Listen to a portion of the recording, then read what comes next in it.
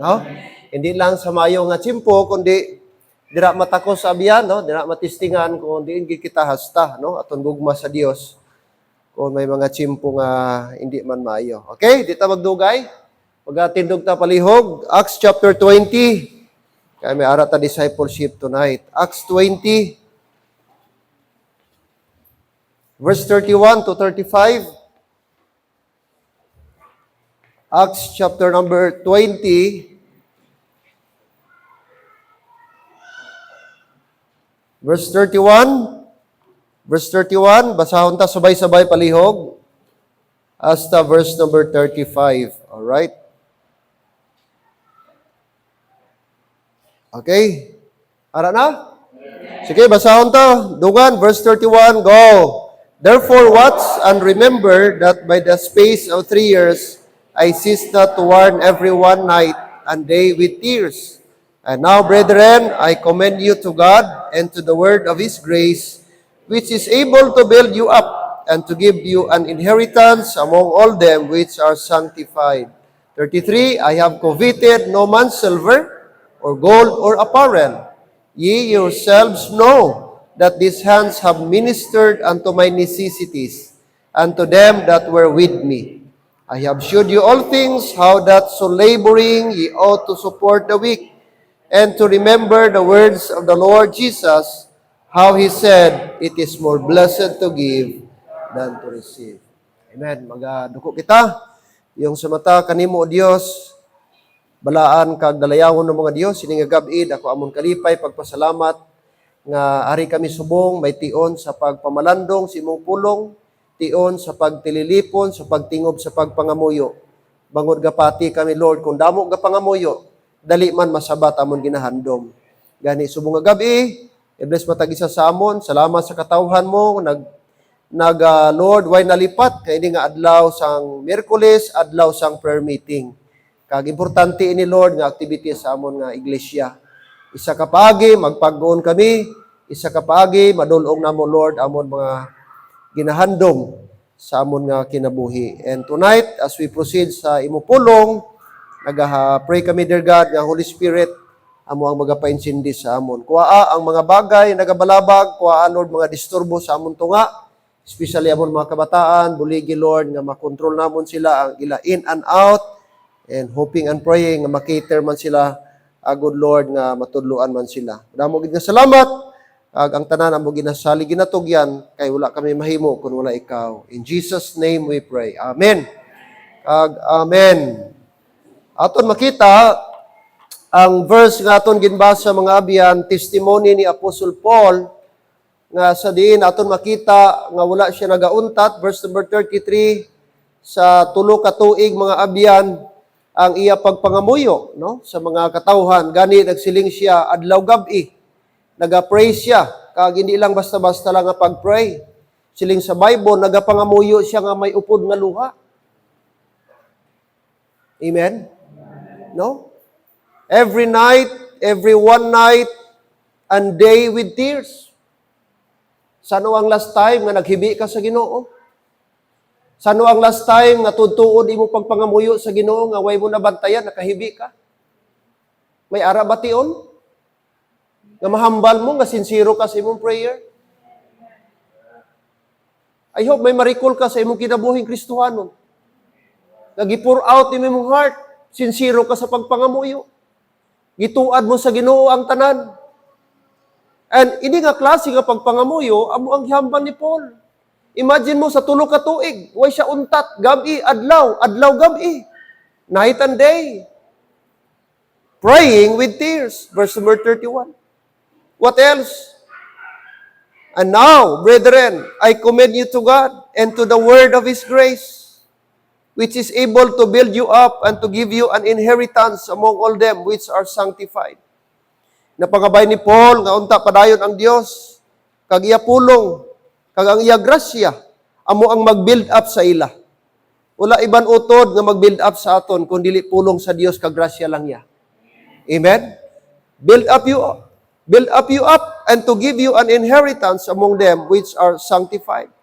I believe, nag-refer ni sa mga Kristohanon, mga saved, ang gintumod ni Apostle Paul. Agani, mga abyan, nakita man nato diri verse number 33, I have coveted no man's silver or gold or apparel. Taas noog, gihambal ni Paul, wala ako sing gincovet. Ano nang gincovet man? Ginkuha, ginhandom, coveted. Ano sa Ilonggo ang coveted? Kada bang ginhandom mo or nagpadungog-dungog ka or gusto mo makuha sa isa ka bagay?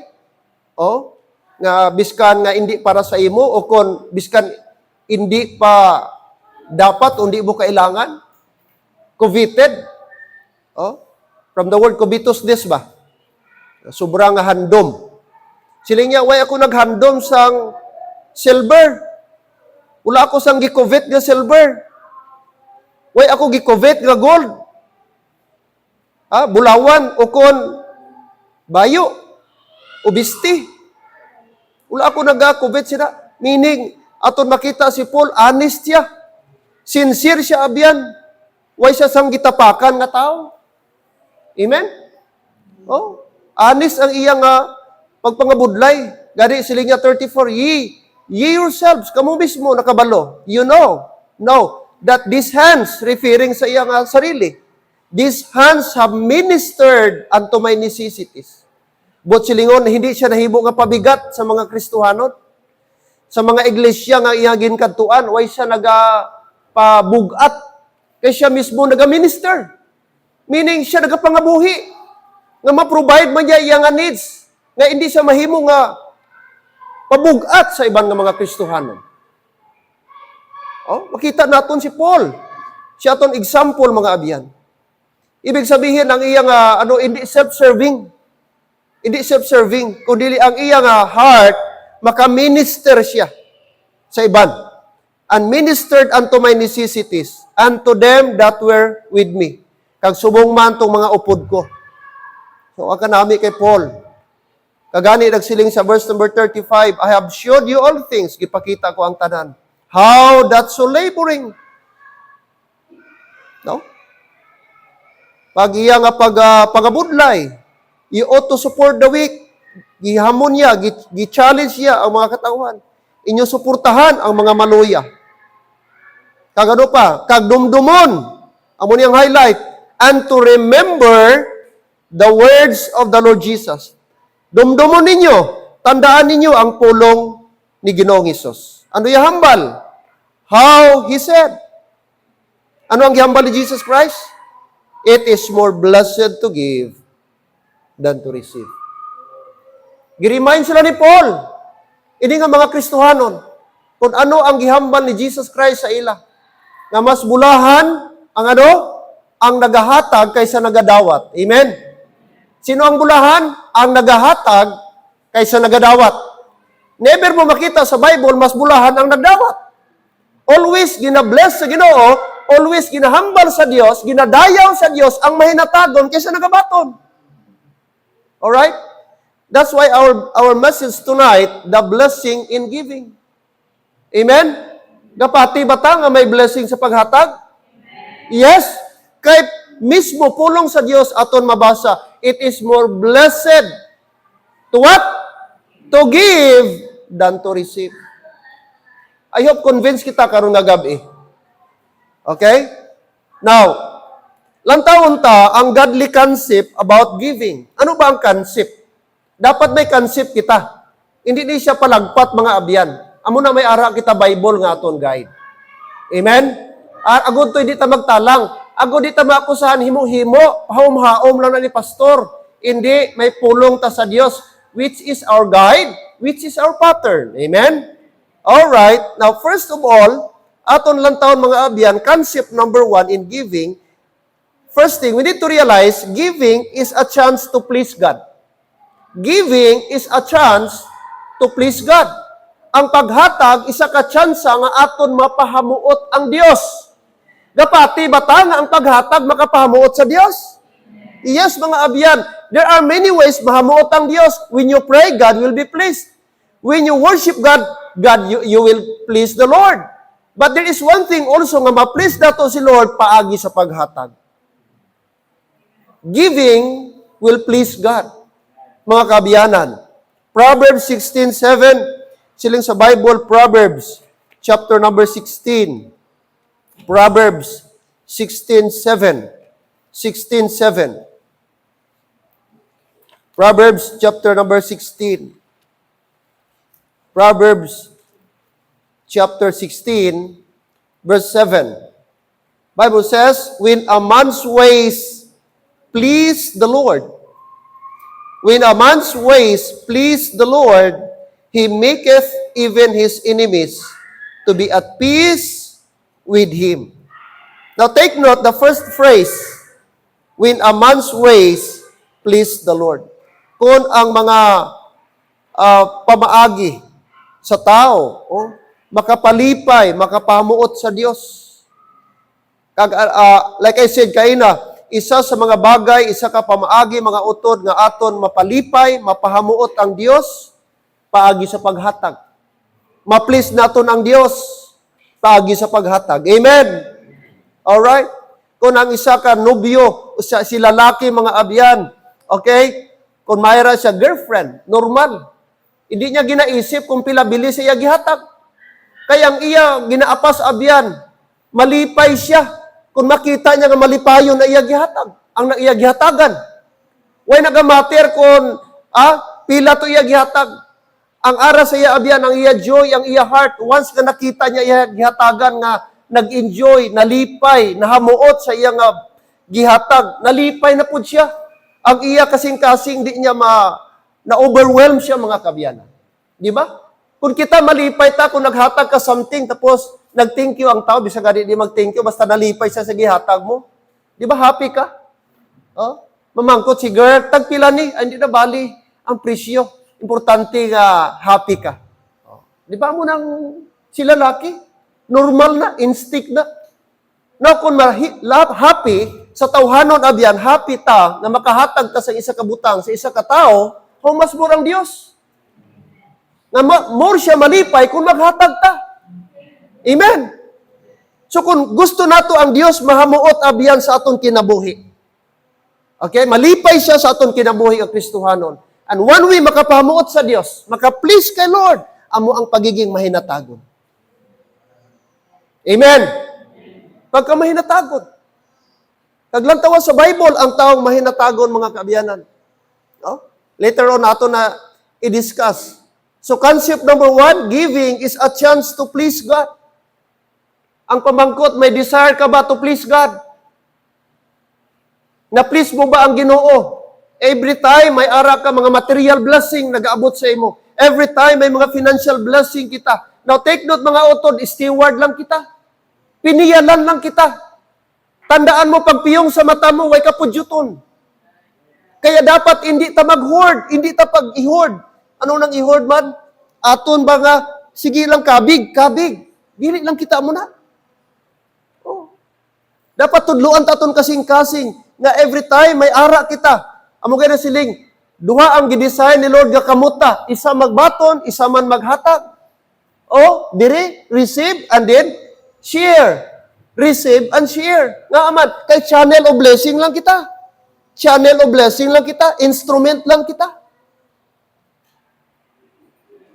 Amen? Anhon mo ng manggad mo, anhon mo ng property mo, anhon mo ng propiedad mo. Isa ka adlaw, biyaan mo na. Isa ka adlaw, magpiyong mata mo. Tapos kung ikaw ay kaghimo sa Diyos, ano guya ipatubang mo sa Diyos? Kung ang imo mga material nga bagay, wala mo man gigamit para sa kahimayaan sa Diyos. Kung imo mga material nga bagay diri sa kalibutan, way man nahamuot ang Diyos. Ano pulos, mga kaabyanan? Ang magmater, malipay ang Diyos. Ang pinaka-importante, ma-please nato ang Ginoo. Kaya siling ni Paul, mga abyan, aton makita, kung gusto ni Paul magpamanggaranon abyan, damo siya tsansang mahimo siyang manggaranon. Ba't wala na niya gihimo?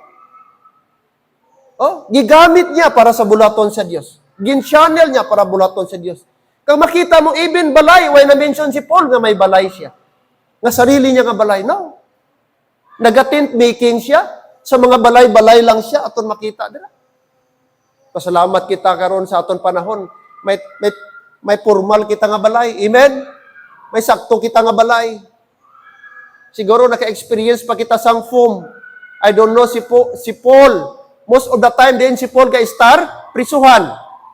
Hello, are you with me? How many times na priso si Paul?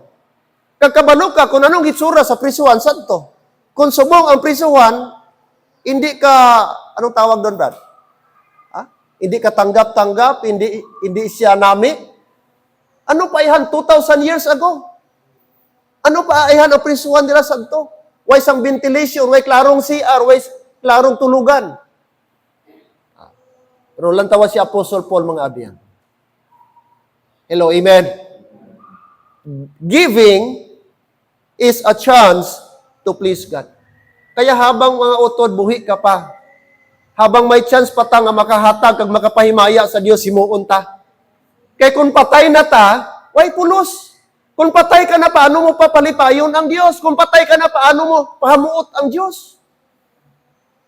Magsiling mataw ay kasayang, kanugon nga tao, damo manggad, pero kuripot, dalok man.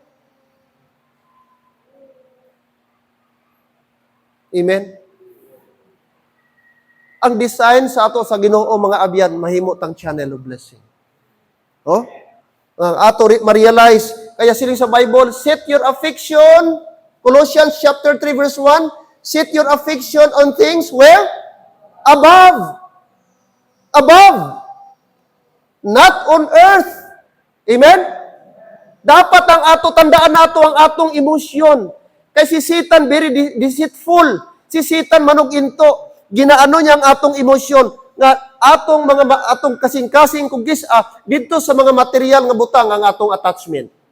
Kag mawili na ta sa mga butang. Mawili ta sa mga butang kung doon nakakonsentrate na ta abyan ang atong attachment, ang atong emotion, ang atong foundation, ang atong feeling sa material nga butang. At very dangerous na kay amo na mahimong kompetensya nato sa Dios. Kaya sabi ni Apostle John, love not the world. Kaya nakita ni John nga by nature ang tao mahigugmaon, dali lang ta mawili. Dali lang ta mahigugma, dali lang mabutang, matransfer ang atong emotion sa mga butanga kalibutanon.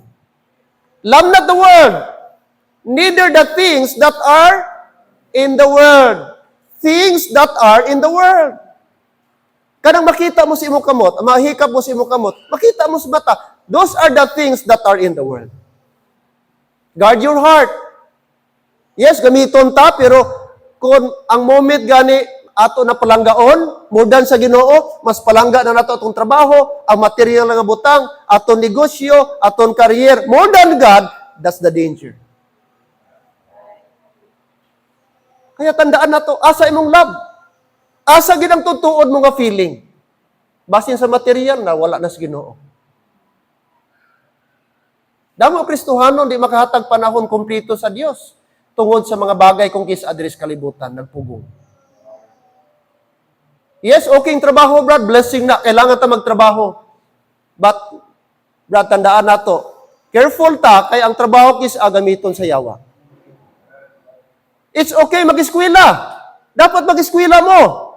Estudyante, yes, dapat makagkaroon mo degree. But make sure nga hindi kompetensya ang pag-eskwela sa Ginoo. Kaya amo na ang danger kung puro na lang eskwela, puro na lang subject, puro na lang ganito. Na kung na-neglect na ang imo responsibilidad sa Ginoo. Take note, hindi ka pamangkuton sa Dios sa judgment set. Ay, very good ka, kay may degree ka. Ay, very good, kay valedictorian ka. Ay, very good, kay lister ka gali. Hindi na magmatter. Ang magmatter, paano mo imo kinabuhi gipagamit sa Dios.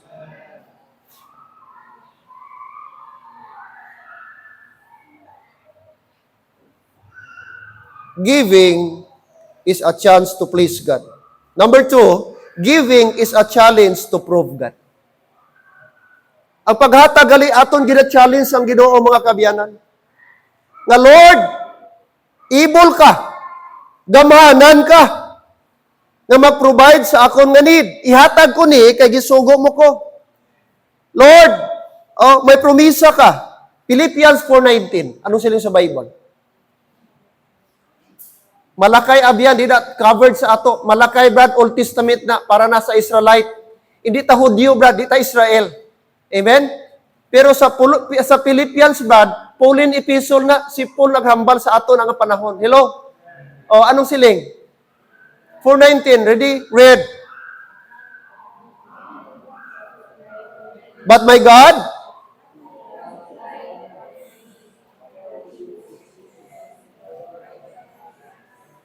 oh. Sino nang gipromisahan ni Paul? Sino nang gihambalan niya dira? Amo tong mga Philippians nga naghatag. Okay? Amo tong mga abyan. Okay? Anong siling niya?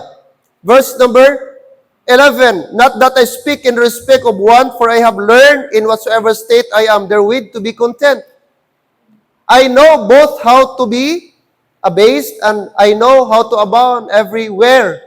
And in all things I am instructed both to be full, to be hungry, both to abound and to suffer need. Okay? Then jump tayo mga kapatid dito sa 19. But my God, verse 19. Sabi niya, verse number 16. Verse 15. Now ye Philippians, sabi ni Paul, know also that in the beginning of the gospel, when I departed from Macedonia, sa naghalin ako sa Macedonia, sa umpisa pa lang sila niya, from Macedonia, no church communicated with me. The word communicate dira, hindi na communication. Communicate dira, mga author, nag-support financially.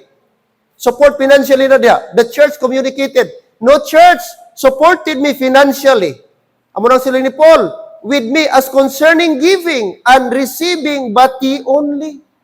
Imagine mo, wala sa ibang nga church, sa kadamo-damo nga church, i-establish ni Paul, Corinthians, manggaranon ni nga church. Isa sa pinakamanggaranon nga city, the Church of Corinth. Kay center of commerce ng Corinth. Thessalonica is another city, another church. Church of Ephesus is another church. But those mga churches, mga abyan, why ginagbulig kay Paul when it comes to missionary support? But sabi ni Paul, but ye only. Sino ni? The Philippian church. The Philippian church. That's why sabi niya diri, okay, concerning giving and receiving, but ye only.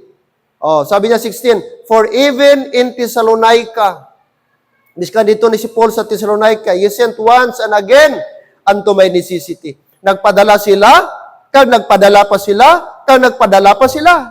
Not once, sabi ni Paul, sent once and again. Hindi ding tawag nga alpha and omega, nga giving, the beginning and the end. Kaisa lang. Hindi. Consistent sila sa ila mission support.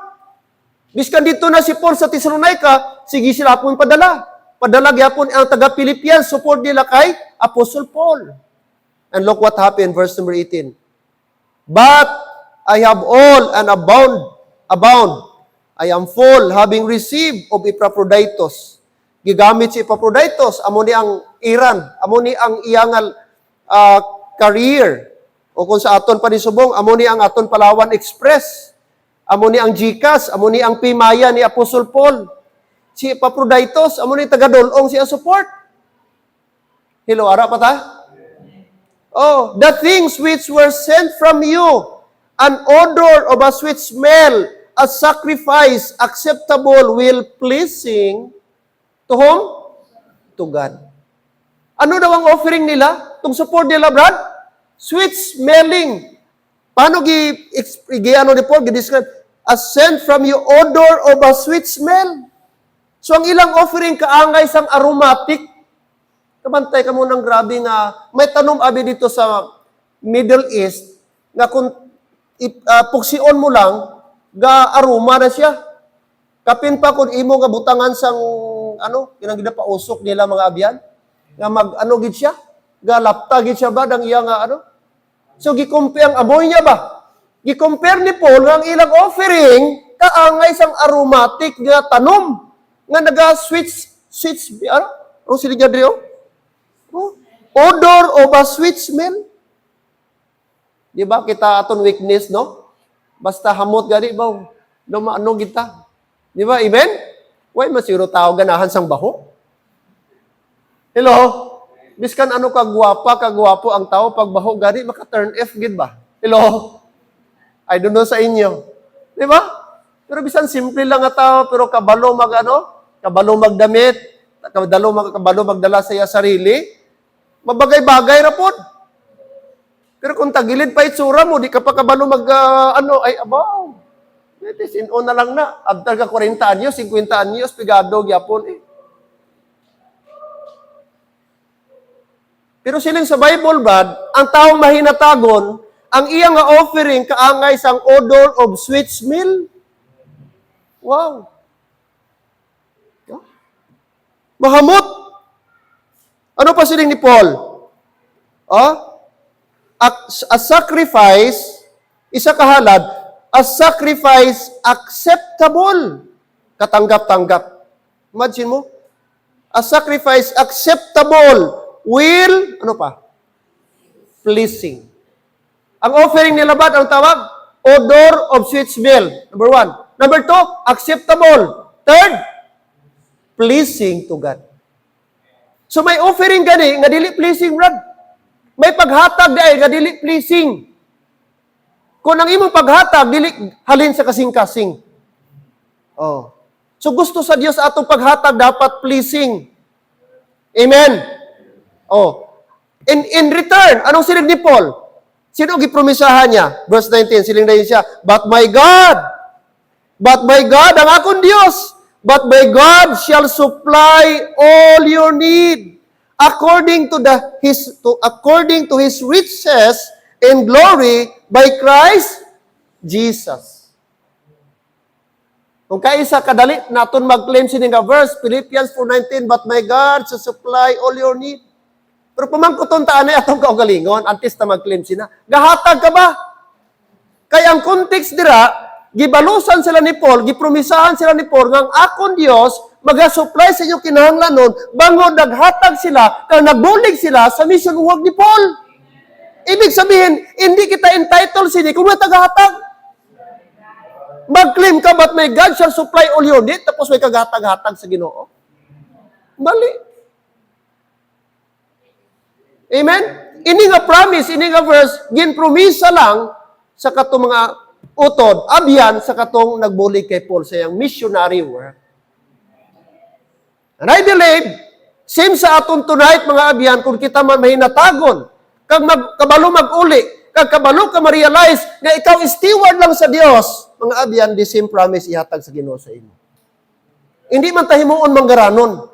Hindi man tahimuon nga mangin bastante siguro. Pero tama-tama lang ba? Kabantay ka mo sa Old Testament, sa King Elijah, nga tigurutom abiyan. Oh?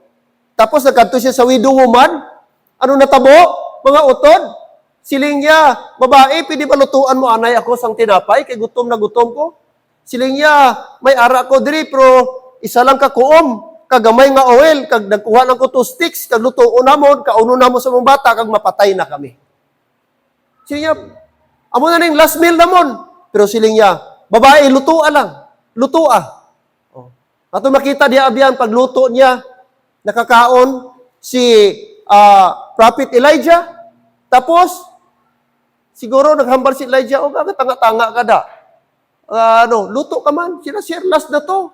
Last na to kay na ang giluto ko. Paglantaw niya abiyan sa bulutangan sang flour, ara naman. Paglantaw niya sa oil, ara naman. Ang siling sa Bible, mga abiyan, wala man siling dito sa Bible gi-describe na puno ang bulutangan sa oil. Way mang gihambal nga napuno tong bulutangan ka flour. Pero ang point dito is, paglantaw niya abiyan sa surudlan, ara naman, luto siya. Pagkadto, ara naman. Meaning ang provision sa Ginoo. Way gilamsam sa Ginoo, isa ka sako nga flour, isa ka drum nga oil, wala Nakuha nyo? Meaning, gisustin sa Ginoo, i-provide niya ang tama-tama lang ang need mo. Kaya ang tendency kung ilamsam sa Ginoo, itingob sa Ginoo, ang tao malipat na. Kag dito na siya mawili sa mga butang nga gihatag siya, hindi na sa naghatag. Ang gusto sa Ginoo, adlaw-adlaw ta mangayo, kaya sa prayer niya, and give us this day our daily bread. Why may siling weekly bread, monthly bread, yearly bread, daily? Para adlaw-adlaw ta mangayo sa Ginoo, Lord. Subong na, Lord, last na gito ba? Lord, tagain naman ko. Lord, abo na gid ni. Tagaan ka sa Ginoo. Pagkabuwas naman, Lord, enough for that day. Para gusto sa Dios, permit ta magsangpit sa iya. Permit ta magdangop sa iya. Nga dapat nato ma-realize ng atong provision na sa Dios. wala sa aton bulsa, wala sa bank account, wala sa ATM, naa sa Dios. Amen? Kaya kung kisamo na, ang aton heart, deceptive ba? Oh, malipat ta sa Dios. So, ayaw pagreklamo kung tama-tama lang yatag sa Dios, plano na sa Dios. Desire na sa Dios, abiyan. Agod kita, abiyan, dito ta magdangop, kag hindi sa aton mga material nga bagay. Amen. Oo, mga uto. Tandaan naton? Tandaan, ano to? Giving is a chance to please God. Number 2, giving is a challenge to prove God. Prove na to mga abiyan, nga ano? Anong tawag na, mga kauturan? Nga ang Diyos matutom. Basta magsalig lang kita sa iya, matutom siya. Sila ni King David? Sila niya? Sa Book of Psalm? I am old. Ano itong pagkahambal niya? I've been young, and now I'm old, but I've never seen the righteous begging bread. Sila niya, naging bata ako, ngayon ako malam na subong, pero wala daw niya wala daw siya ka-experience nga gapakilimos ang taong matarong. But silingon, kung anak ka sa Diyos, di ka niya pasagdan, nga to the point nga magpakilimos ka na lang, kakaluluoy ka, adlaw-adlaw, dipindin ka sa bulig sa ibang tao. No. Number 1, may Holy Spirit ka. Ikadua, tagaan ka wisdom sa Diyos, paano magpangabuhi. Pangatlo, tagaan ka sa ginuusang kusog. I-utilize mo lang na, kag makasurvive ka. Amo na si Paul. Amo na kung gapakilimos ka, maybe di ka anak sa Diyos. Grabe naman ang gapakilimos ka. Diba? Sila ni Paul, begging bread. I've been young and I am old, but I've never seen the righteous begging bread. Mga kabiyanan. Siguro may times man mapigado ta. Normal man guro na, makautang ta. No? Wala kita, may mga emergency kung kaisa. Pero hindi naman siguro na forever po. Tama? Kaya hindi na plano sa Ginoo, adlaw-adlaw ka na lang kapakitlo, kadto ka pila-pila ka to sa mga ayuda diri man. Ha? May barangay ayuda diri, may purok ayuda diri. May kinilong bugas diri, hindi naman siguro po. No? Kay hindi na pag itugot sa Dios mga abyan. Hello, amen? Oo. So lawig pa ni abyan pero aton oras way na. Kagamay lang sa 30 minutes. Daw introduction lang naubos na. Ayaw pag-absent Miyerkules, amen? Kay series tani. Sobra isa ka bulan nato ni matapos, guro Brad. There's a blessing, amen? Gusto ka blessing? Una, ayaw pag-absent. Ikaduha, paghatag kay blessing in giving. Amen? Kung Kristohanong ka, di ka dapat ma-offend, basta giving ang topic. Di ka, dapat happy ka. Lord, salamat ma-remind ko. Ako, every time abyan may giving, Kristohanong, nag-agi ko pareho sa mga membro. Pero I never siling nag-grudge ko. I never nga na-offend ko sa giving. As long nasa Bible nga, ma-offend ka. That is Bible. And giving is a key of blessing. Amen? Tindog ta, mga kaabyanan. Okay? And we will continue this next Wednesday. Amay nga Dios, Ginoo, salamat sa oras, imo gitudlo, gihatag, gipabati sa amon, imo pulong about Lord sa kay Apostle Paul naghambal, it is more blessed to give than to receive.